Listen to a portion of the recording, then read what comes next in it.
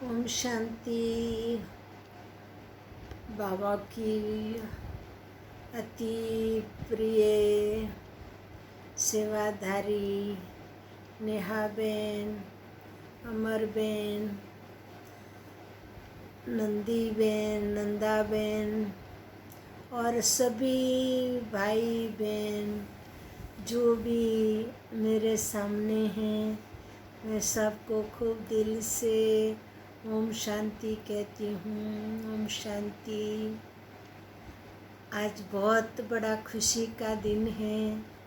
आप सब ने मुझे याद किया और कुछ बोलने के लिए कहा। आप सबका बहुत बहुत थैंक्स। जो मेरी अति स्नेही सरला दीदी जी ने हमारे को मणिनगर भेजा था। मणिनगर मेरी कर्म भूमि है। मणिनगर में मुझे बहुत कुछ सीखने का मिला। मणिनगर में दीदी ने, मम्मी ने, सब ने खूब बहुत अच्छी पालना भी दी और बहुत कुछ सिखाया। मैं काफ़ी समय तक वहाँ पर रही। उसके बाद बाबा ने और दीदी ने और कुमारिका दादी जी ने हमारे को गांधीनगर भेजा।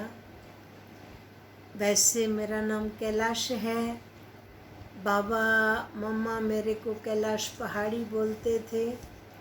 मैं ज्ञान में 58 में आई हूँ और बाबा के पास भी हिमाचल प्रदेश से 3 बारी गई थी। मम्मा बाबा की काफ़ी स्नेह प्यार की पालना ली और पिताजी बहुत भक्ति भाव वाले थे। उनके गुरुजी भी थे। लास्ट गुरुजी के पास हम भी जाती थी और जिन माताओं को हम गुरुजी के पास ले गए थे, उन माताओं ने ही हमारे को ये ब्रह्मा कुमारी इसका ज्ञान दिया था। और फिर जब पिताजी सबसे पहले गए थे और बहुत अच्छा लगा, फिर हम लोग भी गए और गुरुजी से भी बात की कि गुरुजी हमारे को ब्रह्मा कुमारी का ज्ञान मिला है तो हम वहाँ जाएं। तो गुरुजी ने बोला कि सुंदरलाल भाई, आज तक तो हमने पोस्टमैन बन करके कार्य किया। आपका जो भी मैसेज होता था वो हम भगवान को सुनाते थे और भगवान का ज्ञान आपको सुनाते थे। ये हम सत्संग करते थे, लेकिन सच्ची सच्ची राह तो आपको अभी ही मिली है, तो आप उस पर ज़रूर चलिए और ज़रूर जाइए। बहुत अच्छी ये रास्ता है। ऐसे करके फिर हम ये ब्रह्मा कुमारी सेंटर्स पर हिमाचल प्रदेश में जाते रहे। वहाँ से एक बहन समर्पण हो रही थी और वहाँ मुझे भी पता चला था, मेरे को भी जाना था। पर थोड़ा जब मैं ज्ञान में आई तो उस समय मैं बहुत बोलती भी नहीं थी और पढ़ी लिखी भी नहीं थी और में बहुत शांत, मुझे एकांत बहुत प्रिय थी। तो थोड़ा सा ज्ञान के कारण बंधन भी आया। हमारे पिताजी के जो बड़े भाई थे उनका, लेकिन फिर हमने मम्मा को और बाबा को लेटर लिखे कि मुझे ब्रह्मा कुमारी बनना है, पर मेरे घर वाले, मेरे सेंटर वाले और सेंटर की बहनें मेरे को ऐसा कहती है कि कैलाश में आप घर पे ही रह कर के ज्ञान में आओ तो अच्छा है, क्योंकि आप सेंटर पर आके क्या करेंगे। तो मैंने फिर ये बात मम्मा बाबा को लेटर में लिखवाई और लेटर दीदी को दिया कि मम्मा बाबा को भेज दो दीदी। तो दीदी ने फिर वो लेटर मम्मा बाबा को भेजा और कुछ ही समय के बाद बाबा मम्मा का लेटर आया। जब मैं वो लेटर दीदी जी से सुना तो मुझे बहुत खुशी हुई। और उसी समय दीदी कहीं बाहर जा रही थी, तो जैसे ही मम्मा का लेटर पढ़ा मेरे को ऐसे मन में आ गया कि बस मैं जैसे सेंटर पर ही रहती हूँ, ऐसे मुझे लगने लगा। बहुत खुशी थी और मैं बहुत कुछ सब कुछ अच्छी तरह सीखने लगी। कैसे सब्जी काटनी है, कैसे खाना बनाना है, कैसे सब काम करना है, मुझे बहुत रुचि हुई, बहुत सीखने लगी। और सेंटर वाले भी थोड़ा खुश होते थे, पर वो कहते थे कि कैलाश बहन आप सेंटर पर तो नहीं रह सकेंगे, और अगर रहने जाएंगी भी तो आप कुछ ही दिनों में मतलब वापस आ जाएंगी 1-2 मास में। तो इससे पहले से ही सेंटर पर ना रह करके तो आप घर पे रहो। तो जब मम्मा बाबा का लेटर आया और मेरे को जो मैंने लिखा था तो वो ये पॉइंट्स लिखी थी। मैंने मम्मा बाबा को खूब डिटेल में परिचय दिया था कि मेरा नाम कैलाश है और 11वां वर्ष मेरे को शुरू हुआ है। मानो उम्र मेरी आयु थी। और मम्मा को ये भी लिखा था कि मैं पढ़ी हुई नहीं हूँ, मैं बोलती नहीं हूँ, मुझे एकांत बहुत प्रिय है और मुझे कुछ आता भी नहीं है। तो मेरे को सब भाई बहन मना करते हैं सेंटर पर रहने की। तो मम्मा मन मेरे को ये बताओ कि मैं सेंटर पर रह सकूँगी। तब मम्मा ने और बाबा ने मुझे एक वरदान दिया था, जो वरदान बहुत जीवन में आज तक काम में आया है। मम्मा बाबा के वरदानों से ही मैं वैसे बाबा की बन करके चल रही हूँ और बाबा चला रहा है और कार्य करा रहा है। मम्मा ने 4-5 शिक्षाएं दी, लेटर में ही थी। बहुत अच्छा लेटर था। मैंने अपने ही पास रखा था, लेकिन जब साबरमती नदी में पानी आया तो मैं पालड़ी में थी और मेरा सामान भी पालड़ी में था और वो नदी में बह गए थे। इसलिए अभी मेरे पास वो मम्मा बाबा के लेटर नहीं है। पर मम्मा ने कहा कि बच्ची, जब भी आप बाबा के घर में आओ, अपना लौकिक घर छोड़ के बाबा के घर जब आओ तो यहाँ आकर के ये सोचना कि यही मेरा एक बाबा का घर जो है वो ही मेरा सदा काल के लिए घर है और कोई घर ही नहीं है। और दूसरा मम्मा ने ये बताया कि जीते जी आई हो, मरने के बाद मेरी अर्थी निकलेंगी, मैं नहीं। और तीसरी बात बताई थी मम्मा ने कि बच्ची कहाँ भी रहना पड़ेगा, जहाँ बाबा भेजेंगे, जहाँ दीदियाँ दादियाँ भेजेंगी, वहाँ तेरे को सेवा करनी है। और जैसे माना जिस आत्माओं के साथ रखे उनके साथ आपको रहना है। तो हर एक का ध्यान आपको रखना है, आपका ध्यान कोई नहीं रखेगा। तो ये सब बातें जो लिखी हुई थी वो मुझे बहुत अच्छी तरह याद रही। और मम्मा ने एक और भी बहुत अच्छी बात बताई थी कि बाबा के घर पे आया बहुत लोग आते हैं और फिर बहुत सारी बातें भी करते हैं। तो बच्चे कभी भी पर चिंतन नहीं करना, इधर की बात उधर नहीं करना। तो ये जो मम्मा ने बताया था वो सब बातें मेरे को याद रही। और एक बात जो हमारी दीदी कृष्णा दीदी अम्बाला में रहते हैं, उसके साथ मुझे बहुत प्यार था। वैसे वो थोड़ा स्ट्रिक्ट थे, लेकिन बहुत उसको भी हमारे साथ स्नेह था, मुझे भी था। तो उनके पास जब मैं रही तो एक बार सब्जी काट रही थी और दीदी भी वहाँ बैठी बैठी हिसाब कर रही थी। दीदी जी ने पूछा, कैलाश आप ज्ञान में मना चलेंगी, सेंटर पर रहेंगी?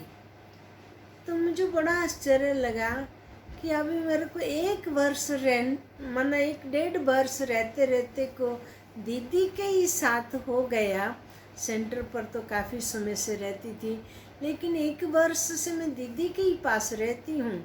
फिर भी दीदी पूछ रही है कि कैलाश सेंटर पर रहेंगी? तो मुझे आश्चर्य लगा और मैंने दीदी को बोला, दीदी मैं सेंटर पर ही तो हूँ। बोला, सेंटर पर रहने में, ब्रह्मा कुमारी बनने में कैलाश बहुत तकलीफ पड़ेगी, फिर रहेंगी? मैंने कहा जी, मुझे ऐसा था कि मैं पढ़ी हुई नहीं हूँ ना, इसलिए मुझे बहुत तकलीफ होगी। फिर दीदी ने पूछा, कैलाश बहुत दुख पड़ेगा, फिर भी रहेंगी? मैंने कहा जी। बहुत मुश्किलात आएंगी, फिर भी रहेंगी? मैंने कहा जी। तो दीदी ने बोला, मैं लिखूं? मैंने कहा भले। फिर दीदी ने लिखा, कार्बन कॉपी मेरे को दी और बोला कि कैलाश हर महीने मेरे ये पढ़ना। तो फिर मैंने दीदी को बोला, दीदी मुझे तो पढ़ने ही नहीं आता है। तो दीदी ने बोला कि आप ये कागज़ मुझे देना, मैं तेरे को हर महीने एक बार सुनाऊंगी। भले। फिर तो दीदी ने जो ये शिक्षा दी थी कि बहुत दुख पड़ेगा, तो मेरे को, मैं छोटी थी तो मेरे को ऐसा लगा कि मानो मुझे बहुत दुख तकलीफ़ें आएंगी। लेकिन आज 61 वर्ष मुझे सेंटर पर रहती को हुआ है।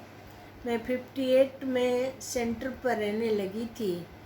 आज तक कोई भी मुझे दुख नहीं पड़ा है, कोई भी मुझे तकलीफ़ नहीं पड़ी है, कुछ भी मेरे को नहीं। बाबा चला रहा है और मैं चल रही हूँ, और बाबा की बस माना काफ़ी मुझे मदद मिलती रहती है। बाकी बाबा ने, मम्मा ने जो भी हमारे को, जैसे कहाँ भी कभी भी कुछ ऐसा होता था तो मम्मा बाबा को लेटर लिख देते थे। जब हम पंजाब से मधुबन में गए तो मधुबन में बाबा को परिचय भी दिया कि बाबा ये कैलाश है, हिमाचल प्रदेश की है, सारा डिटेल में परिचय दिया। तब बाबा ने परिचय में जब ये दीदी ने बताया कि कैलाश बहन ध्यान में जाती है, तो बाबा ने बोला, अच्छा ये बच्ची ध्यान में जाती है? तो दीदी ने बोला, जी बाबा जाती है। तो बाबा ने सुना और सबसे जैसे मिल लिया, वैसे ही फिर बाबा ने बड़े प्यार से कहा कि बच्ची कल सुबह 10:30 बजे बाबा को मिलने के लिए झोंपड़ी में आना। मैंने बाबा को बोला, जी बाबा। तो जैसे जैसे बोला तो मेरे को फिर बाद में संकल्प आया कि 10:30 कब बजते होंगे, सुबह को, दोपहर को, शाम को कब बजते होंगे। फिर ऐसा सोच चला, बाबा ने बताया था कि कल सुबह 10:30 बजे, तो सुबह के समय 10:30 बजते हैं। तब फिर हमने बाबा का कल दूसरे दिन सुबह का क्लास किया, नाश्ता वगैरह किया। हम हमारे दीदी के पास बैठी हुई थी। लगभग 10 सवा 10 बजे का टाइम था और हमारी दीदी ने बोला कि कैलाश बहन आप यहाँ बैठी है, इससे तो सभी बहनों के कपड़े लेकर के अच्छी तरह धुलाई कर दो और अच्छी तरह साफ करना, मैले नहीं रखना। जी, फिर मैंने सभी बहनों के कपड़े इकट्ठे किए, धुलाई करने गई। जब धोने लगी, धुलाई करके जब सुखाने गई तो ऊपर में माना सुखाने गई तो देखा कि यहाँ बहुत गंदे हैं कपड़े। फिर वो कपड़े जो मैले थे वो नीचे ले आई, बाकी सुखा के आई और फिर ना मैं धुलाई करने लगी। तो उस समय लगभग 11 बज चुके थे, 11:30 बज चुके थे और बाबा भी इंतज़ार करता होगा और मेरे को भी ये सोच था कि मैं फटाफट कपड़े धुलाई करके 10:30 बजे बाबा के पास पहुंच जाऊं। तो इतने में मैं ऐसे साबुन लगा के फटाफट कपड़े धो रही थी और बड़ी दीदी, कुमारका दादी, संदेशी दादी, संतरी दादी, सब दादियाँ बाबा के साथ थी। और फिर दादी ने अपनी इष्ट लच्छू दीदी ने बोला कि बाबा कैलाश कपड़े धो रही है। तो बाबा ने बोला बच्ची आवाज़ नहीं करना, चलो बच्ची के पास जाएं।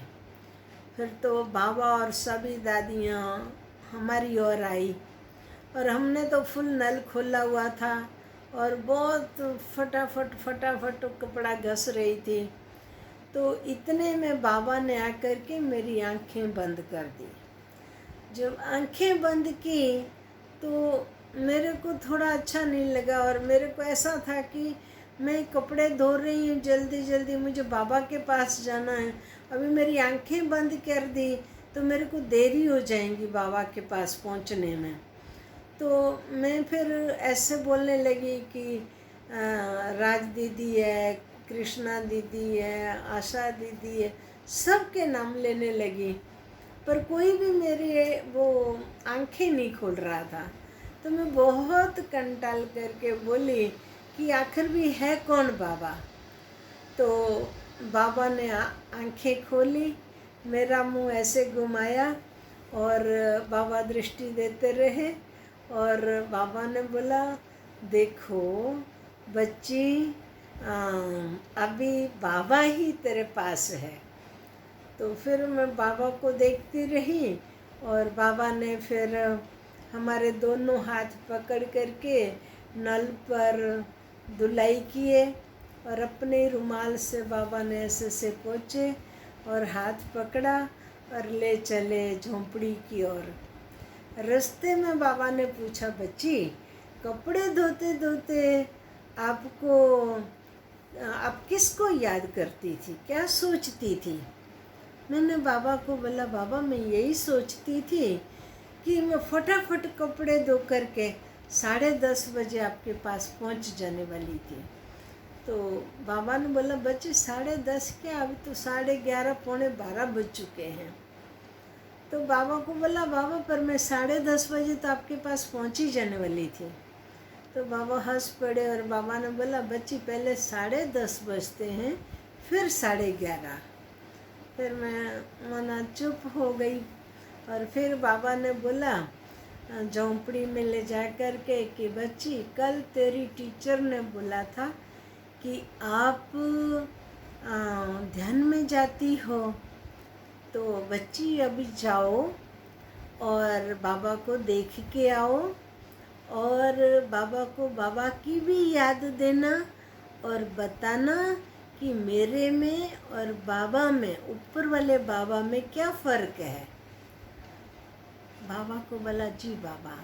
तो बाबा ने फिर बड़े प्यार से दृष्टि दी। दृष्टि देते देते बाबा ने बतन में भेजा। बतन से जब वापस आई तो बाबा ने बड़े प्यार से पूछा अच्छा बच्ची बाबा को देखा? जी बाबा। मिली बाबा को? हाँ जी बाबा। बाबा की याद दी थी बच्ची? मैंने कहा जी बाबा। तो बच्ची ऊपर जो बाबा को देख के आई वो बाबा कैसे थे? तो बाबा को बोल दिया कि बाबा ऊपर वाले बाबा तो बहुत अच्छे थे। तो बाबा ने पूछा मेरे से कि बच्ची मैं तो मैंने बाबा को, मेरे को तो हिंदी भाषा भी बहुत अच्छी तरह नहीं आती थी, तो बाबा को मैंने बोल दिया कि बाबा, ऊपर वाले बाबा बहुत अच्छे थे। तो बाबा मुस्कुराए और बड़ी दीदी वो तो बाबा से बहुत प्यार था, और बड़ी दीदी ने कहा कि अरे मुट्ठी चुप, क्या बोलती हो तुम। तो फिर बाबा ने बोला कि देखो दीदी, बाबा के पास तो बहुत संदेशी बच्चियां हैं, लेकिन बाबा ने इस बच्ची को जानबूझ करके भेजा है। बाबा को इसका क्या कैसा पार्ट है वो देखने के लिए भेजा था, और ये बच्ची ने जो संदेश लाया है ना वो सुनाने दो। फिर बाबा ने पूछा, अच्छा बच्ची, ऊपर वाले बाबा बहुत अच्छे थे। जी बाबा। तो बच्ची, ऊपर वाले बाबा ने पैंट शर्ट पहना था ना बाबा? तो कैसे कपड़े थे बाबा के? बाबा को बोला, बाबा कपड़े तो आप ही जैसे थे। तो बाबा ने बोला कि बच्ची, आप तो कह रही है कि ऊपर वाले बाबा बहुत अच्छे थे, तो कैसे अच्छे थे? बाबा को बोला, बाबा ऊपर वाले बाबा से चारों ओर से प्रकाश ही प्रकाश निकलता था, आपसे नहीं निकल रहा है। तो फिर बाबा ने सुना और बोला कि बच्ची, बाबा तेरे को बतावे कि इस बाबा से प्रकाश क्यों नहीं निकल रहा है। भले बाबा। तो बाबा ने बोला कि देखो, जैसे कोई स्टूडेंट होते हैं तो वो जब पढ़ते हैं तो कुछ लक्ष्य रखते हैं, फिर पढ़ते हैं, और उस लक्ष्य को पढ़ते पढ़ते प्राप्त करते हैं। तो बच्ची, ये बाबा भी स्टूडेंट है शिव बाबा का, तो ये भी मतलब पुरुषार्थ करते करते ऊपर वाले बाबा जैसे बन जाएंगे। ये बाबा की संपूर्ण स्टेज है, ऊपर फाइनल स्टेज। तो जी बाबा। फिर बाबा ने बोला, बच्ची, जब तेरा इतना अच्छा पार्ट है ध्यान में जाने का, तो आप पंजाब में क्यों रहती हो? बाबा को पूछा, बाबा कहाँ रहूं? तो बाबा ने बोला, जहाँ बाबा रखेंगे वहाँ जाएंगी। जी बाबा। फिर बाबा ने हमारे को कहा कि बच्ची, तेरे को जयपुर जाना है, वहाँ पर बहुत अच्छा म्यूजियम बन रहा है, और वहाँ की जो बच्ची है वो अब दिल्ली गई है, तो तेरे को मना वहाँ जयपुर जाना है, और जयपुर के जो बच्चे हैं ना वो योग लगा के भोग खा लेते हैं, तुम जाकर के बाबा को भोग खिलाना। बाबा को बोला, जी बाबा। तब बाबा ने हमारे को कहा कि बच्ची, भले क्या क्या है आपके पास? बाबा को बोला, बाबा मेरे पास सब कुछ है। फिर तो बाबा को जैसे कहते हैं ना कि बाबा माता पिता भी है, तो माता पिता बन कर के बाबा ने कैसे पालना की वो मैंने बहुत अच्छा अनुभव किया। बाबा ने जब मैं पंजाब से आबू गई थी, तो मेरी 2 ड्रेस थी कलरिंग, और एक ड्रेस मुझे एक बहन ने दी थी सफ़ेद। वो 3 ड्रेस लेकर के मैं बाबा के पास मधुबन गई थी। फिर बाबा ने पूछा कि बच्ची, सब कुछ है? जी बाबा। बाबा ने कहा शिव कुमार जो दिल्ली में रहते हैं उनको कि जाओ, उस समय वो मधुबन में ही रहते थे, बाबा की जो गैयाँ थी उनका पूरा ध्यान शिव कुमार भाई संभालते थे, तो उसको बोला कि बच्ची की पेटी ले आओ। तो जब ऐसे बोला तो मैंने बोला, बाबा मैं पेटी लेकर के नहीं आई हूँ। तो क्या लाई हो? थैला लाई हूँ। तो थैले में क्या था कि एक तो मैंने कपड़े पहने हुए थे और दूसरे धोने में डाले हुए थे। कपड़े तो थे नहीं, कंघा था, और वो झाड़ की जो दातन होती है वो तोड़ी हुई, वो भी वहाँ पड़ी हुई थी। बहुत कुछ तो हमारे पास इतना नहीं होता था, और लेकर के भी नहीं आई थी। मैं अचानक मधुबन में आई थी, तो ऐसे करके कुछ सामान वगैरह नहीं लाए थे। तब बाबा ने फिर वो मंगवाई ली थी थैली उस भाई से, शिव कुमार से। बाबा ने देखा तो बोला बच्ची इसमें तो कुछ भी नहीं है, तेरे कितने कपड़े हैं? बाबा को बोला बाबा 2 जोड़ी मैंने धोने में डाली है। तो के अच्छा, फिर तो लच्छू दीदी को बोला बच्ची को मना कपड़े सिलाई करके दो, सरदार जी को बुलाओ और सिलाई करवाओ। फिर बाबा ने पूछा कौन कौन से कलर के कपड़े नहीं पहने हैं? बाबा लाल और काला। फिर बाबा ने एक गुलाबी ड्रेस सिलाई करके दिया और एक थोड़ा काला कपड़ा था पर फूल फूल थे उसमें, ऐसे ऐसे दोनों ही मना ऐसे 6-7 ड्रेस तैयार करके बाबा ने 4 ड्रेस हमारे को सफ़ेद दी और 2 ड्रेस कलरिंग दी, ऐसे करके जयपुर भेजा था। और जो पढ़ाई की थी वो फिर जयपुर में जब बाबा ने मैं भेजा और फिर मैं 8-9 दिन महीने के बाद जब बाबा के पास मिलने गई तो बाबा ने पूछा कि कैसे हो बच्ची, तू खुश है ना? मैंने कहा जी बाबा, अच्छा लगता है। हाँ जी बाबा। तो बच्ची तू तो बहुत सुखी थी, तेरे को सब बहुत प्यार करते थे, बहुत तेरे को स्नेह से रखते थे, फिर तू क्यों ब्रह्मा कुमारी बनी? बाबा को बोला बाबा बस मुझे तो बहनें बहुत अच्छी लगी, और क्या अच्छा लगा? और बाबा आपकी मुरली अच्छी लगी, तो रोज़ मुरली पढ़ती हो? बाबा को बोला नहीं बाबा नहीं पढ़ती हूँ। तो बच्ची अच्छी लगती है तो क्यों नहीं पढ़ती हो? बाबा को बोला बाबा मुझे तो पढ़ने ही नहीं आता है। फिर बाबा ने कहा कि बच्ची तेरे को तो बहुत पढ़ना था, क्यों नहीं पढ़ी? बाबा को बोला बाबा ड्रामा में नूंद नहीं होंगी इसलिए नहीं पढ़ी। तो बाबा मुस्कुराए और बड़ी दीदी को बाबा ने बोला देखो दीदी ये बच्ची कितनी भोली है, भगवान का दिया हुआ ज्ञान भगवान को ही सुना रही है। हाँ, फिर तो बाबा मुस्कुराए, दीदी भी हंसने लगी। फिर बाबा ने बोला कि बच्ची सन्यासी बनने का था तो वो सन्यासी तो नहीं, लेकिन बच्ची ये तेरी जीवन ही सन्यासी जीवन है। और फिर बाबा ने बोला कि बच्ची तेरी तो उम्र भी बहुत छोटी है। तो बाबा को बोला मेरे को ना मरना बहुत पसंद था, मैं बहुत इंटरेस्ट रखती थी मरने में, और मैं सोचती थी कि कब वो दिन आवे जो मैं शरीर छोड़ूं।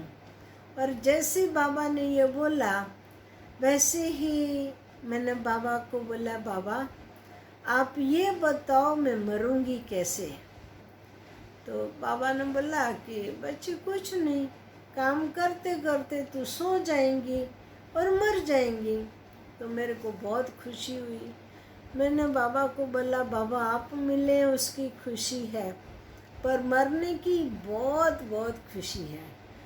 तो फिर बाबा ने बोला कि बच्ची आप तो सेंटर पर रहती हो ना? मैंने कहा जी बाबा।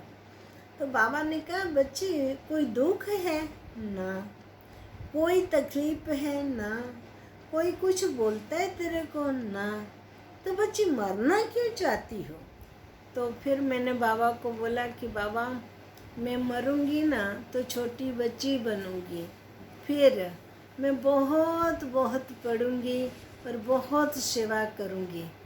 तो बाबा ने बोला बच्ची पढ़ने के लिए ही मरना चाहती हूँ? मैंने कहा जी। अरे बच्ची तेरे को बाबा पढ़ाएंगे। फिर तो बाबा ने वैसे मधुबन में भी पढ़ने के लिए कहा, परंतु उसी समय जयपुर से हमारे को रुक्मणी दादी ने बुला लिया था। तो बाबा ने बोला कि बच्ची जैसे फ़ोन पूरा किया तो बोला बच्ची तेरे को तो जयपुर बुला रहे हैं। तो मैं चुप रही। फिर बाबा ने बोला बच्ची तेरे को जाना पड़ेगा। तो मैं ना बहुत दुखी हो रही थी अंदर ही अंदर। और फिर बाबा को बोल दिया कि बाबा मैंने सच बोला था ना कि पढ़ना मेरा ड्रामा में नूंद नहीं है। ऐसे कह कर के मैं बहुत रोई। फिर बाबा ने बोला बच्ची चुप करके बाबा ने शांत किया।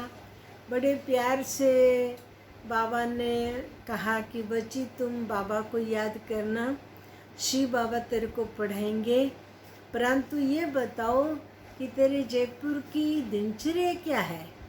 बाबा को बताया 3:30 बजे से लेकर के रात्रि को 9:30 बजे तक हम लोग खूब बिजी रहते थे।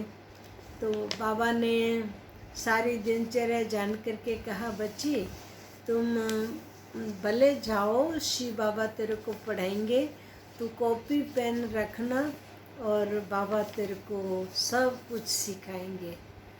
फिर तो हर रोज़ बाबा 10-15 मिनट बतन में रखते थे और ऐसे करके पढ़ना लिखना सिखाया था। ऐसे क ख नहीं, लेकिन जॉइंट अक्षरी बाबा ने बतन में सिखाए थे, जो कि आपने पढ़े भी होंगी अनुभव और सुने भी होंगे कहीं ना कहीं, इसलिए वो नहीं सुनाती हूँ। लेकिन बाबा की खूब मदद रही।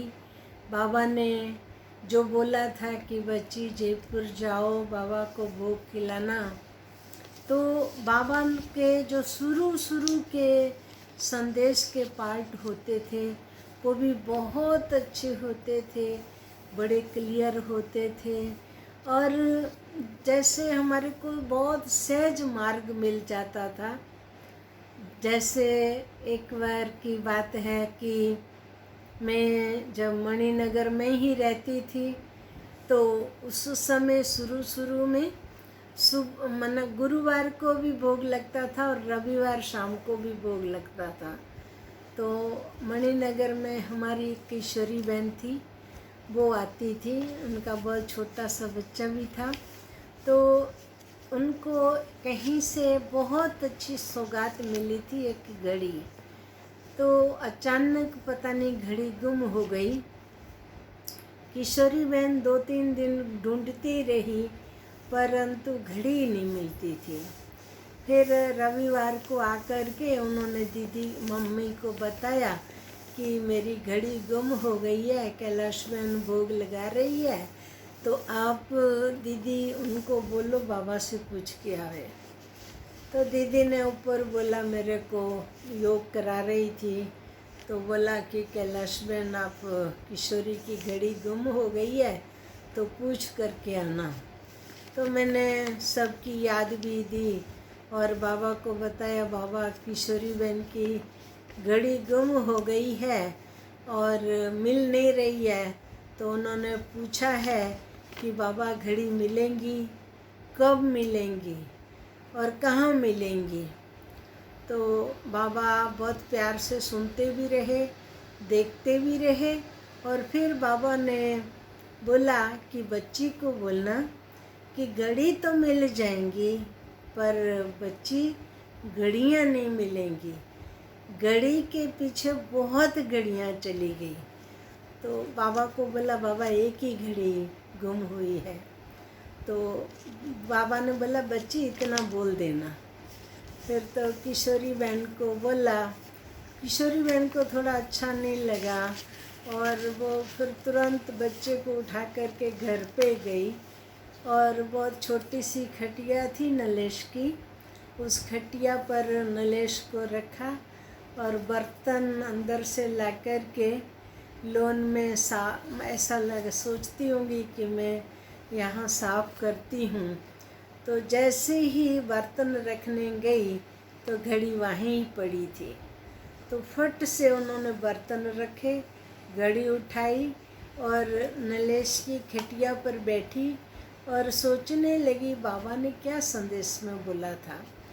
तो उनको भी बड़ा फील होने लगा कि देखो बाबा ने बोला कि घड़ी मिल जाएंगी पर घड़ियाँ नहीं मिलेंगी। तो कितना बाबा छोटी छोटी बातों में भी हम बच्चों को ज्ञान देते थे और आगे बढ़ाने के लिए कितनी अच्छी अच्छी बातें बताते थे। मुझे जब मैं गांधीनगर में थी और गांधीनगर से मैं बहुत बार दीदी के पास में आती थी। हम दीदी के ही पास थे, लेकिन यहाँ पर गांधीनगर में जो टीना बहन है उसकी छोटी बहन नंदी थी, जो हमारे लगभग 8 साल की थी। तो उसको यहाँ गले में टॉन्सिल थी और वो पक रही थी। तो उन्होंने डॉक्टरों को दिखाया। डॉक्टरों ने बोला कि इसका जल्दी से ऑपरेशन कर दो तो ठीक हो जाएंगी बच्ची। तो फिर ऑपरेशन कराने के लिए गए तो ऑपरेशन भी बहुत अच्छा हो गया और बच्ची को गैन का इंजेक्शन लगाया हुआ था तो बच्ची सो गई और हम लोग अहमदाबाद आ गए दीदी के पास। दीदी के पास हम बैठे हुए थे और कुछ बातें कर रहे थे। इतने में गांधीनगर से फ़ोन आया कि नंदी जिसका ऑपरेशन हुआ है वो बहुत सीरियस है और डॉक्टरों ने कहा है कि अभी ये लगभग 3 घंटे के अंदर अंदर ये शरीर छोड़ देंगी। तो कैलाश बहन और दीदी को समाचार दो कि नंदी बहुत सीरियस है। तो क्या था कि जो ऑपरेशन किया था वैसे डॉक्टर को बताया भी सही, उसको ब्लड की वॉमिटें हो रही है। तो पहले तो डॉक्टर ने बोला कि इसका ऑपरेशन हुआ है तो कुछ खाते समय अंदर चला गया होगा खून, तो वो निकल रहा है, इसलिए आप चिंता नहीं करो। परंतु फिर भी जब वॉमिट बंद नहीं हुई तब फिर उन्होंने कहा कि डॉक्टर साहब अभी भी वॉमिटें हो रही है और बच्ची काली काली हो रही है। तो फिर उन्होंने देखा, काफ़ी अंदर ले गए ऑपरेशन थिएटर में और सारा देखा पर कुछ भी पता ना चले। और उसी दिन अहमदाबाद के डॉक्टरों की मीटिंग गांधीनगर रखी हुई थी। तो उन डॉक्टरों को भी उसने अपने हॉस्पिटल में बुला लिया और सब डॉक्टर देखने लगे कि इस बच्ची को क्या हुआ है, क्या हुआ है। काफ़ी कुछ खोल खोल करके देखते थे लेकिन कुछ पता नहीं चला। और बोला अब तो बहुत समय नहीं है, ज़्यादा तो ज़्यादा 3 घंटे जितनी सेवा करनी है। तो अब तो भगवान कुछ करे तो ठीक है, बाकी हमारे हाथ में कुछ नहीं है।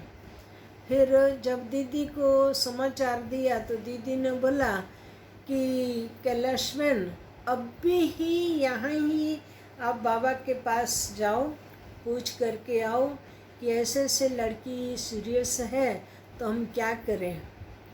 तो मैंने बोला कि मिस मैं वहाँ जाऊँ, तो कि नहीं अभी ही जाओ।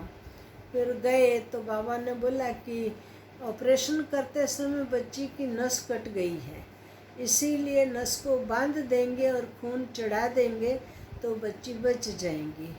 और फिर उसको जैसे बाबा ने बोला था वैसे उन्होंने किया और फिर धीरे धीरे ठीक होने लगी। फिर जब हम गांधीनगर में गए तो डॉक्टर बैठे हुए थे, लगभग काफ़ी 20 डॉक्टर थे और उन्होंने बोला कि बहन जी जो अहमदाबाद वाले बाबा है उनके पास हमारे को ले चलो। हमने प्रतिज्ञा ली है कि जब तक अहमदाबाद में बाबा को नहीं मिलेंगे तब तक हम खाएंगे पिएंगे नहीं। हमने बोला अहमदाबाद में कोई बाबा ही नहीं है। उसने बोला नहीं, उन्होंने चिट्ठी लिखी है कि बच्ची की नस कट गई है। फिर तो वैसे काफ़ी लंबा है, मैं शॉर्ट में आपको बता रही हूँ। तो उसके बाद फिर बाबा ने, जैसे हमने बोला कि बाबा का घर आबू में है, आपको ले चलेंगे जब पेशेंट ठीक होगा तब। फिर ऐसे करके हम सब लगभग 25 जने गए थे मधुबन और 20 डॉक्टर्स थे, सब ने शिविर किया था। बहुत अच्छी सेवा हुई थी। डॉक्टर भी बहुत अच्छे अभी तक भी साथ दे रहे हैं। बाकी बाबा ने बहुत बहुत मदद की है, बहुत बाबा की हमेशा ही मदद रही है।